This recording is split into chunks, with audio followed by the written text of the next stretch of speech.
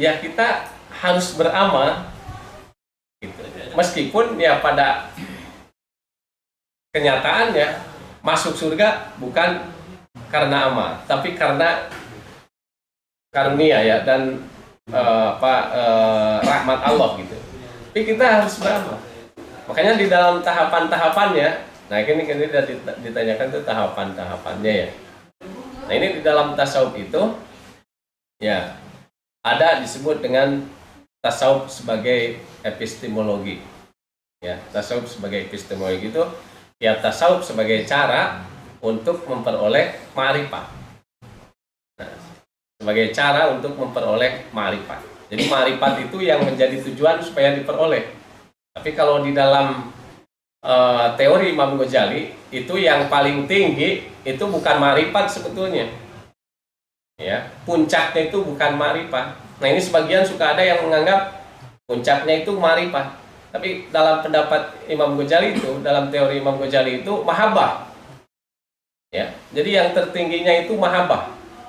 Makanya Imam Ghazali itu menyebut bahwa mahabbah itu adalah warisan daripada tauhid, warisan daripada ma'rifat, dan dari makom-makom dan hal atau ahwal sebelumnya. Jadi tidak ada lagi makom dan ahwal setelah mahabbah, kata Imam Ghazali itu. Jadi semua makom dan ahwal itu berorientasi pada mahabbah. Nah, kecuali ada hasil daripada mahabbah itu seperti ridho, ya, kemudian seperti keintiman gitu, ya, tawakal atau takwa gitu. Tapi takwa bukan takwa dalam arti takwa sebagai akibat dari mahabbah, itu bukan takwa posisinya sebagai makom. Nanti kalau ada penjelasannya ini bisa dijelaskan ya. Ada takwa dalam arti makom, ada takwa dalam arti ahwal itu. Nah, kan gini nih, orang kalau khutbah itu suka takwa ya, imtisalul awamirillah wajtinabu nawahi, melaksanakan perintah Allah, menjauhi larangan Allah. Nah, itu kita berusaha melaksanakan perintah Allah. Nah, kalau yang diusahakan itu namanya makom. Jadi kita berusaha bertakwa gitu, taat pada Allah, melaksanakan perintah gitu, ya, menjauhi larangan. Nah, itu makom. Nah, tapi nanti setelah mahabbah itu ada makom, ada takwa sebagai akibat dari mahabbah gitu. Itu yang diisyaratkan oleh hadis at-taqwa hahuna. Jadi takwa itu di sini. Wa yusiru ila sodrihi salah samaro, dan berisyarat Nabi itu ke dalam dadanya 3 kali gitu. Jadi ada di dalam dada, artinya ada di dalam hati. Nah, itu takwa yang sebagai akibat daripada mahabbah itu. Ya. Jadi kalau ada takwa sebagai akibat dari mahabbah itu mah udah tinggi gitu. Jadi bukan ini lagi gitu, bukan diusahakan yang kadang-kadang kita itu merasa berat gitu ya. Tapi kalau takwa sudah hasil daripada mahabbah itu sudah refleks gitu ya, ada dorongan yang kuat untuk melaksanakannya itu ya gitu. Jadi caranya gimana itu ya, ada makom, melaksanakan makom itu. Kalau saya mempersingkatnya itu,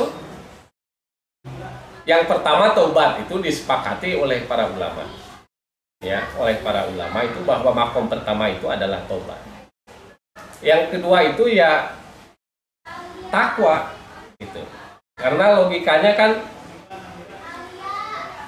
ya kalau tidak melaksanakan tidak melaksanakan perintah-perintah Allah, tidak menjauhi larangan-larangan Allah, itu bukan taubat gitu. Ya.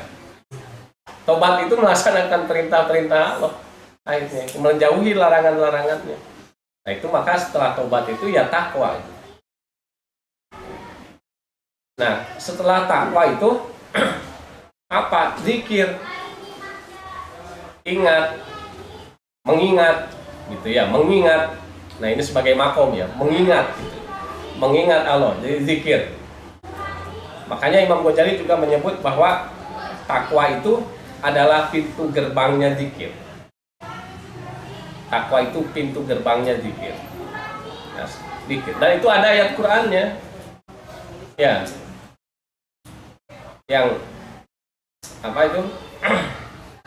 Yang fa'budni gitu. La ilaha illa ana fa'budni. Ya, wa aqimis sholata li dzikri kan gitu ya. Jadi dirikanlah sholat itu untuk mengingatku. Jadi dalam takwa itu harus ada ingat, harus ada mengingat. Sebetulnya kan melaksanakan sholat itu ada bacaan-bacaan. Itu bacaan-bacaan zikir. Ya, tasbih, tahlil, takbir gitu. Dalam berusaha mengingat. Jadi itu makom itu diupayakan. Yang kedua itu mengingat. Nah dari mengingat itu kan kalau mengingat itu berusaha mengingat itu kan dengan menyebut-nyebut. Kayak seperti kita menghafal Quran saja gitu. Supaya ingat itu kan kita membaca itu, bahkan membacanya itu dengan suara nyaring gitu. Ya, supaya ada masuk ke telinga dulu. Nah, jadi seperti begitu. Nah, nanti itu lama-lama dengan mudawamah itu akan berpindah dari zikir yang sifatnya dohir kepada zikir yang sifatnya batin. Zikir yang kalau batin itu sudah ingatan, bukan menyebut lagi gitu, bukan menyebut lagi tapi ingatan. Ya, nah itu akan berpindah dari yang dohir kepada yang batin, atau istilah lain khofi kalau di dalam hadis itu. Ya tentu itu yang lebih baik. Maka dalam hadis disebutkan khairu dzikri al-khofi. Jadi sebaik-baiknya zikir itu adalah al-khofi, zikir yang tersembunyi. Nah, perpindahannya itu disebut dengan kasab. Perpindahannya itu disebut kasab, terbuka hijab. Nah, maka kasab itu masuk ahwal. Nah, kalau zikir sudah di dalam kesadaran, ya, sudah berupa ingatan, nah itulah sebetulnya ma'rifat. Sebenarnya itu ma'rifat. Jadi hudurul qalbi, hati itu hadir, hati itu hidup bersama Allah ini. Ya. Jadi ingatan yang sudah khofi itu. Ya, nah itulah ma'rifat. Itu ma'rifat. Nah, maka itu berarti kan sudah mendapatkan ma'rifat dengan tadi cara yang tadi itu, dengan tobat. Nah, tetapi sekali lagi itu adalah anugerah. Ya, anugerah. Jadi bisa jadi ada orang sholat gitu ya. Nah, tapi kemarifatan itu susah gitu. Ya, sebab kan itu anugerah. Hanya tadi penyebabnya yang harus kita upayakan. Penyebabnya yang harus kita upayakan. Tetap kita berupaya. Nah, itu tahapan-tahapannya untuk memperoleh ma'rifat. Nah, kemudian ma'rifat itu jangan dikira nggak ada proses logis. Ya, kan banyak juga orang yang menganggap bahwa ma'rifat dalam konteks tasawuf itu ya itu secara intuisi saja katanya. Nggak melibatkan akal, nggak melibatkan ya logis gitu.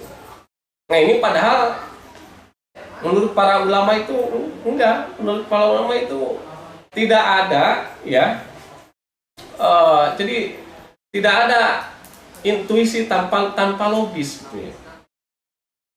Tidak ada mulham tanpa muktasab. Nggak langsung ilham gitu, tapi ada belajar dulu kita, ada muktasab dulu, ya, gitu. Nah, Imam Ghazali juga sama. Imam Ghazali juga mengatakan bahwa tidak akan sampai kepada ma'rifat kecuali dengan pikiran yang jernih katanya, ya, dengan hati yang bersih, dengan zikir yang dawam.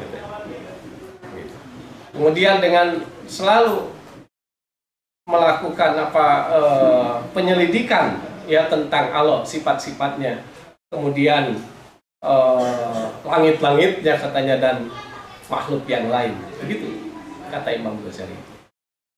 Jadi tetap saja, maka menurut saya itu tasawuf itu sebetulnya berangkat bertasawuf itu sebetulnya proses ya, atau berangkat dari akal kepada hati, dari akal kepada hati. Jadi nggak bisa dipisahkan tauhid dengan tasawuf.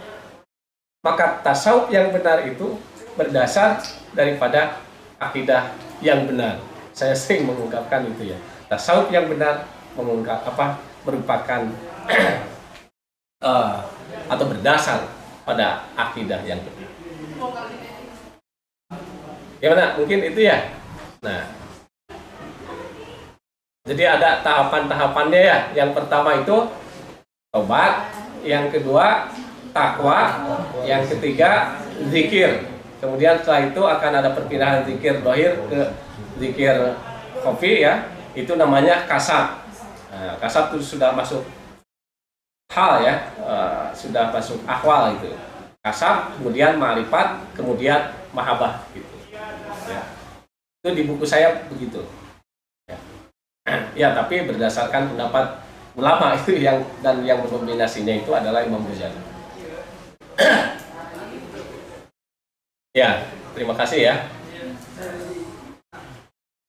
Gitu. Jadi kalau kita mau memperoleh ma'rifat itu tahapannya ya. Nah, itu tahapannya. Itu tahapannya. Ya, tentu tobat itu tidak mudah juga. Ya. Takwa juga tidak mudah juga. Zikir juga tidak mudah itu. Maka ada teknik-tekniknya. Ya, ada tekniknya. Ya, di antara tekniknya apa gitu? Banyak tekniknya. Ta'alum ini, belajar seperti ini, ta'alum wa ta'lim itu saya masukkan sebagai teknik. Jadi belajar ini adalah cara untuk sampai ke sana. Ta'alum wa ta'lim ini. Tanpa belajar ya susah gitu. Tasawuf itu dengan ilmu. Dengan ilmu itu dengan belajar. Innamal ilmu bitta'allum. Ya, jadi ilmu itu diperoleh dengan belajar. Nah, sementara tasawuf itu awalul ilmu, kata Imam Ghazali itu. Pertamanya itu adalah ilmu tasawuf itu. Baru kalau sudah ada ilmunya, wa usatuhul amal. Pertengahannya itu adalah amal.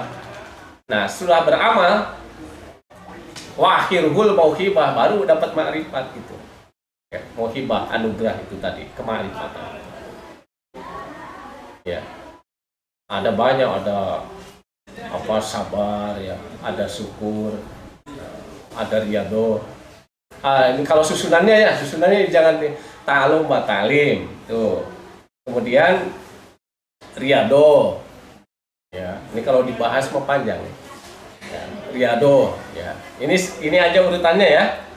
Ta'alum wa ta'lim, kemudian riyadhah itu latihan. Ya, jadi sholat itu ya berulang-ulang gitu. Latihan itu melakukan suatu berulang-ulang. Latihan riyadhah. Kemudian di dalam riyadhah itu harus ada mujahadah. Ada menciptakan suasana kesungguhan. Sebab sholat tidak mudah gitu. Ya. Zakat, puasa juga tidak mudah. Dan sebagainya lah. Itu amal itu tidak mudah. Berarti harus ada di situ harus ada mujahadah. Ada upaya menciptakan kesungguhan, suasana kesungguhan, mujahadah. Nah, itu sangat dibantu dengan sabar dan syukur. Sabar dan syukur. Nah, kemudian tawakal. Kemudian ridho. Gitu. Itu susunannya. Ya, tekniknya itu. Teknik. Udah gitu ya. Nah, gitu ya. Sudah cukup atau gimana? Cukup dulu mungkin ya. Ya. Nah, mungkin sampai di sini dulu. Mudah-mudahan apa yang kita pelajari ya malam ini bermanfaat, kemudian bisa kita terapkan ya, bisa kita lakukan di dalam keseharian kita. Mohon maaf kalau ada kesalahan. Wassalamualaikum warahmatullahi wabarakatuh. Waalaikumsalam warahmatullahi wabarakatuh.